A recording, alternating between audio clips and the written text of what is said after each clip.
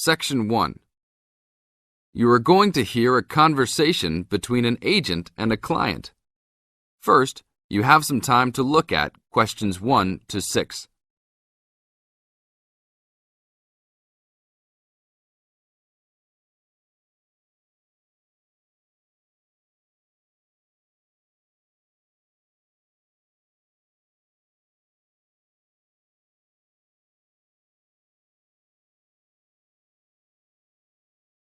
Now listen to the tape and answer the questions. Hello? Hi, good morning. Are you open yet? Yes, we are. Come in. Would you like to rent an apartment in the city? Well, kind of. I'd rather rent one near the harbor if possible. Oh, okay. Do you like the water? Yes, I do, but I actually repair sailboats for a living, so I'd like to be close to work. That's understandable. We all want to live close to work. Well, I think I have something near there. How many rooms would you like? Just one. I'm alone. But I would like to have an extra room for my dog. So you'd like 2 rooms and an apartment that accepts animals. Here's one. It's 1 block up from the harbor and renting for $445. How's that? That's perfect. Just what I was hoping to pay. What floor is it on? Floor? Oh, it's on the 12th floor. That's too high. I'd like to be on the 1st or 2nd floor so that I don't have to use the elevator. My dog, he's scared of them. Oh, well then, that's a little more complicated. Let me make a few calls. Okay, I think I found a couple more for you. Here's one that might suit your needs. How much? $395 a month. That's cheap. But it's only a 1-bedroom, a large one, but it's still just 1 room. Oh, well, regardless of whether the room is small, I still need a separate room for my dog. What else do you have? Then I have a 2-bedroom for $565 on the 2nd floor that is a little further away from the harbor. How far? About a half mile, and they accept pets. That's a little more than I had planned on paying, but I guess I could look at it. What's the address? 224 Williams Avenue, Harbor Square. 224 Williams Avenue. Got it.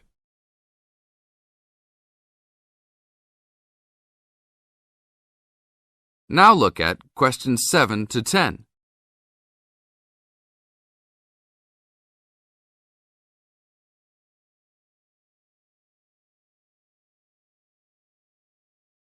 As the talk continues, answer questions 7 to 10. What else is included? Let's see, it has a washer and dryer, refrigerator and stove, a bed, dressers and shelves, and access to a swimming pool, game room, and gym.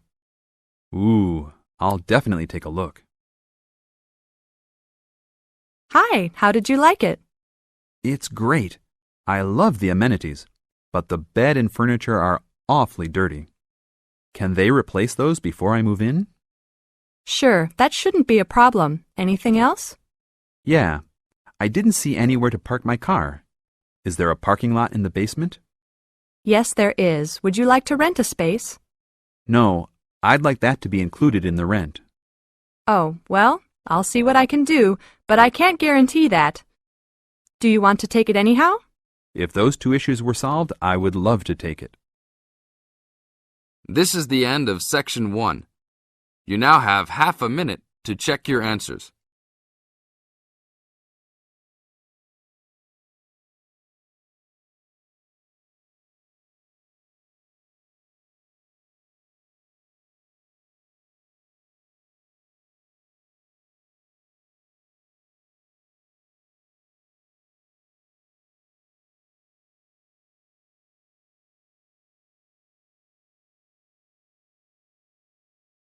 Now turn to section 2. Section 2. You are going to hear an orientation talk. First, you have some time to look at questions 11 to 15.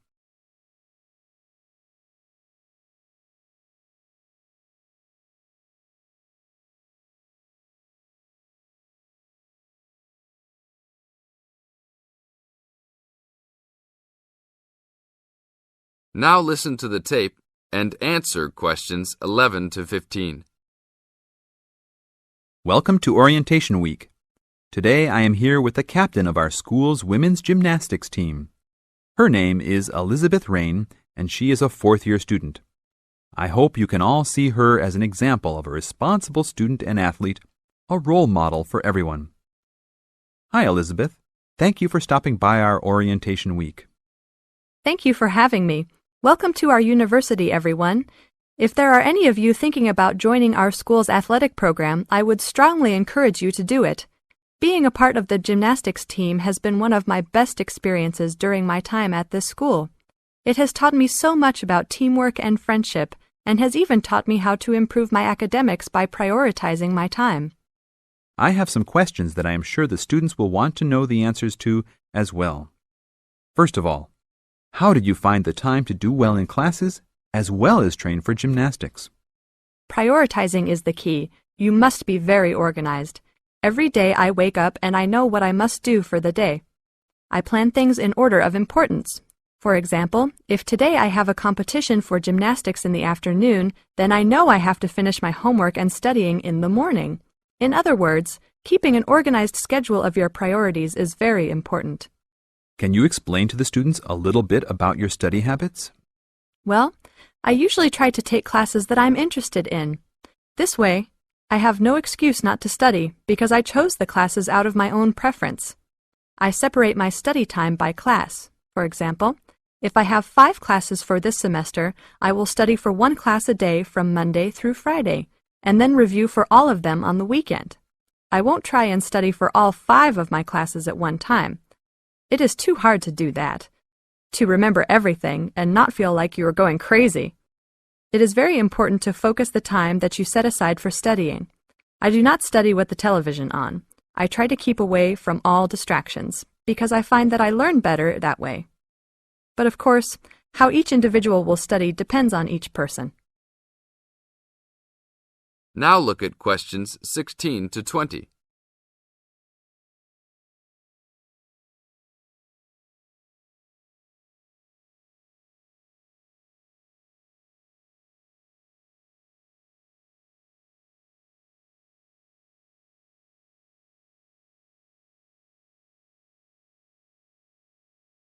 Now listen to the tape and answer questions 16 to 20.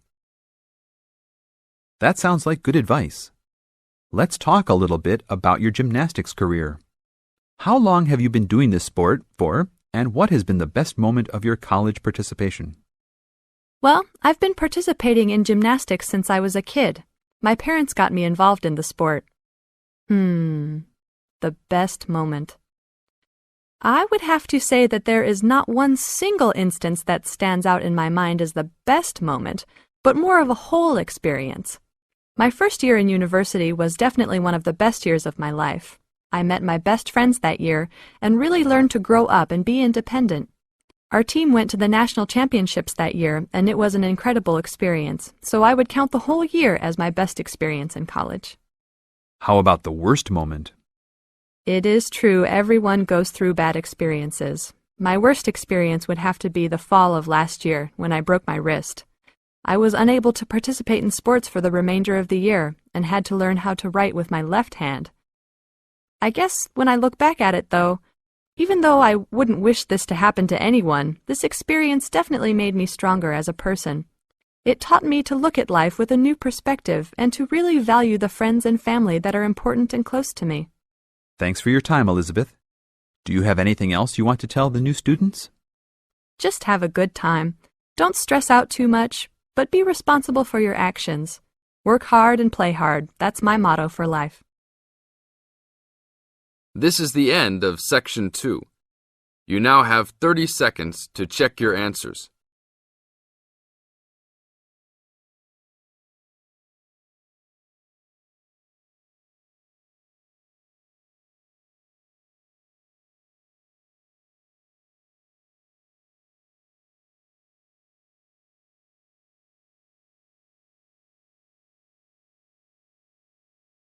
Now turn to Section 3.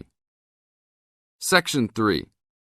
In this section, you are going to hear a conversation on animal protection. First, you have some time to look at questions 21 to 25.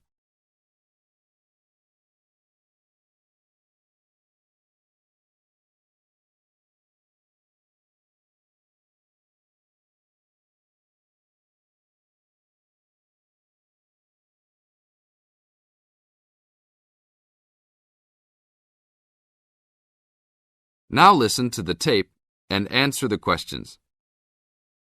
Thanks for joining us today, Mike. How did Baja California become a consideration for a condor release? Our recovery plan for California condors requires us to re-establish the birds in as much as their former range as possible. Baja, being the southernmost recent range for the California condor, works well in that they were only recently lost from the area, mid-1930s, and considerable habitat still remains. It is very isolated with very few people in the area. The mountains are spectacular, ranging up to 10,000 feet, or 3,000 meters. Our selected release site is at nearly 8,000 feet, 2,400 meters. Mike, how many birds do you envision flying free in this area, Baja, in the future? We will be releasing 4 to 8 birds on a yearly basis and will reconsider the situation when we have 20 birds in the area. What age do the birds have to be before moving them? That's a good question. Typically, we move them at 8 months to 18 months old. Birds are ready to fledge, or leave, from the nest at 6 to 7 months of age. In our current release group in Baja, we have birds as old as 30 months. It will be interesting to see how they behave.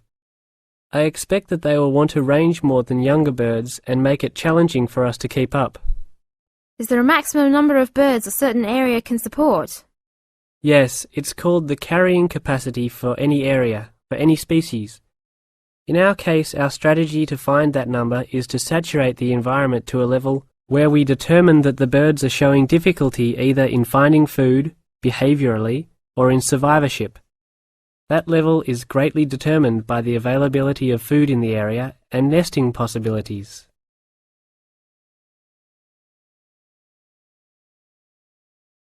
Now look at questions 26 to 30.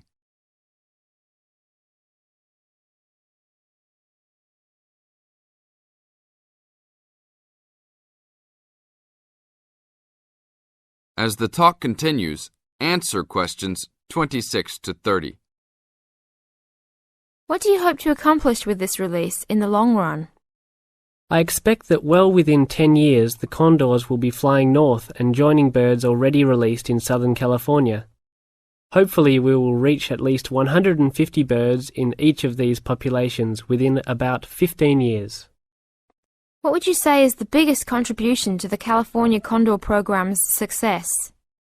That would have to be the fact that we were able to breed the birds in captivity from the 27 birds we started with in 1987 to the 205 birds we have today. This is thanks to cooperation between the San Diego Wild Animal Park, the Los Angeles Zoo, and the World Center for Birds of Prey in Boise, Idaho. Are there any problems keeping track of and protecting your released animals outside of the US? Nope.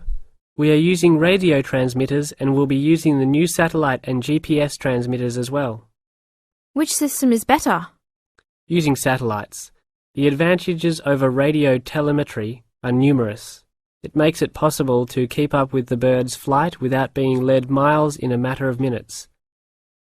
It took the young condor only a week to migrate across the state, and with just radio telemetry, poor weather can keep a plane grounded, and not all roads are accessible to track them on ground.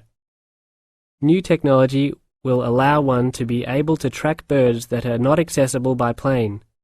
Also, it is a new way to gauge the effectiveness of reintroduction. How so? If a condor transmitter works properly, researchers will get a location every 10 days for about 2 years. Do you see an end in sight for the need to breed condors in captivity? Yes, that would be great. But it will take a while for us to establish the 2 wild populations and make sure that they are sustainable.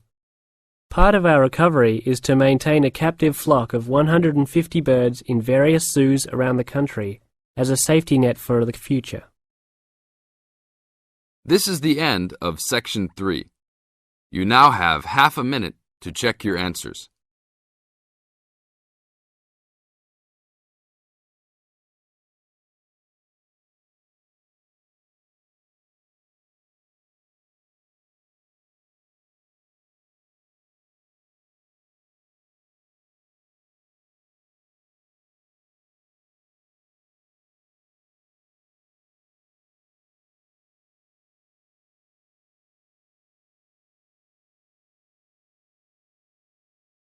Now turn to Section 4. Section 4. In this section, you are going to hear a lecture on ecology. First, you have some time to look at questions 31 to 35.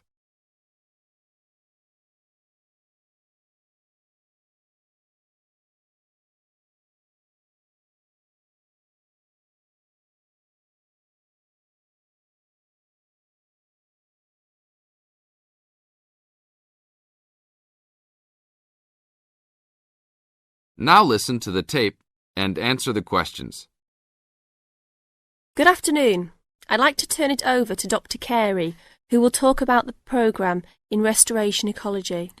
Thanks, Chris. A lot of people think that human beings can do whatever they want to the environment. But as Aldo Leopold taught, land is a system of interdependent parts which should be regarded as a community and not a commodity.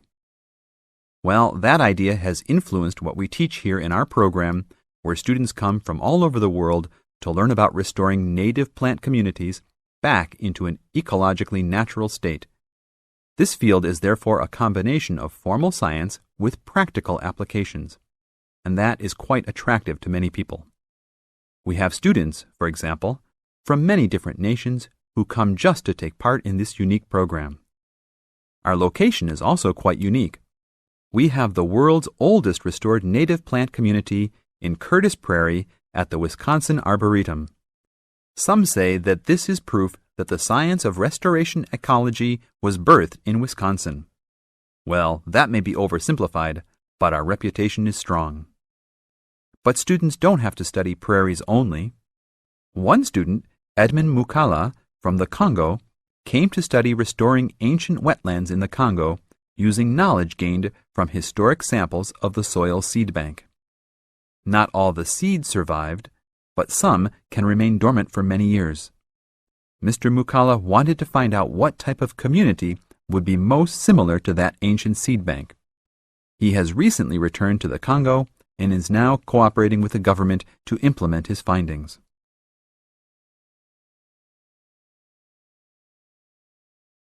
Now look at questions 36 to 40.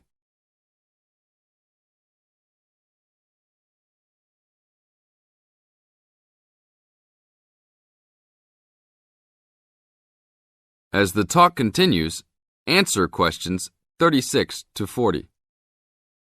So the only prerequisite for doing research here is that it is a native plant community.